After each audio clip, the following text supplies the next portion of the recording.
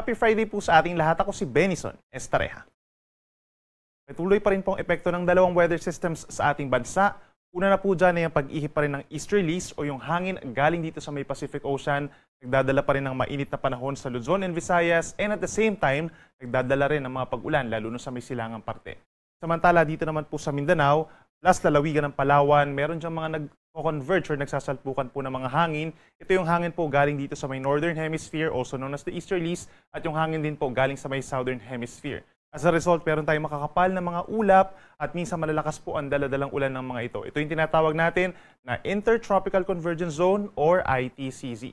Samantala, base naman sa ating analysis, wala pa rin tayong inaasahang bagyo na papasok ng Philippine Area of Responsibility sa susunod na 5 araw. Sa malaking bahagi po ng Mindanao, magdala po ng payong dahil po aasahan pa rin ang epekto ng Intertropical Convergence Zone. Meron tayong pinakamatataas sa tsansa ng ulan sa may Zamboanga Peninsula ngayong umaga pa lamang, as well as Basilan, Sulu, Tawi-Tawi at mga lalawigan pa ng Sarangani and Sultan Kudarat, as well as dito sa may Davao Region. Sa natitirang bahagi naman ng Mindanao, karamihan ng mga pag-ulan dyan sa may Caraga Region, Northern Mindanao, Mainland Bangsamoro, and rest of Soctargen. Asahan din po yung mataas sa tsansa ng ulan pagsapit po ng hapon hanggang sa gabi. At malaking bahagi nga nito, posible makaranas ng mga minsan malalakas sa ulan o mga thunderstorms pagsapit po ng hapon. Kaya make sure po na meron tayong dalang-dalang payong at mag-ingat sa banta ng baha at pagguho ng lupa. Temperatura natin sa may Zamboanga City and Davao City, posible pa rin umakyat sa 32 degrees Celsius. Sa ating mga kababayan at mamamasyal po sa lalawigan ng Palawan, asahan yung makulimlim na panahon at mataas na tsansa ng ulan umaga pa lamang sa may northern portions, kabilang na yung Calamian and Cuyo Islands, habang ang rest of Palawan, mataas ang tsansa ng ulan tanghali hanggang sa gabi, dulot pa rin yan ng Intertropical Convergence Zone. Sa ating mga kababayan sa Western Visayas and Negros Island Region, umaga pa lamang, mataas na yung tsansa ng pag-ulan, ito yung mga localized thunderstorms lamang. Habang sa natitirang bahagi pa ng Visayas, itong central and eastern portions, mataas ang tsansa ng mga isolated na ulan at mga thunderstorms pagsapit ng hapon hanggang gabi. Temperatura natin sa may Puerto Princesa and Metro Cebu, posible pa rin umakyat sa hanggang 32 degrees Celsius.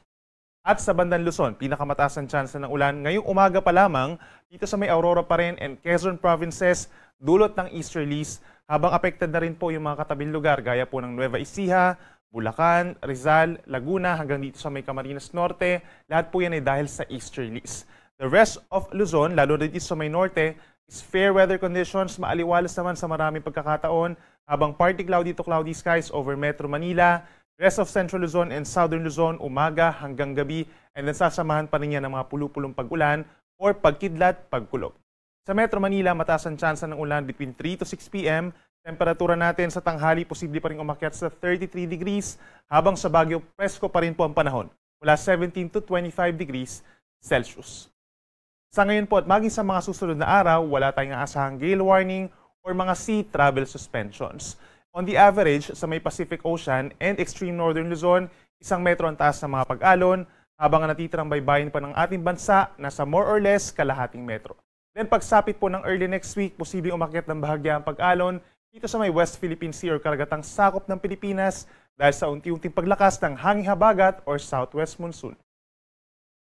And speaking of southwest monsoon, in the next 4 days, magbabalik po ang southwest monsoon or hanging habagat. By tomorrow, dito po sa may lalawigan po ng Palawan, posibleng maka-apekto na ito.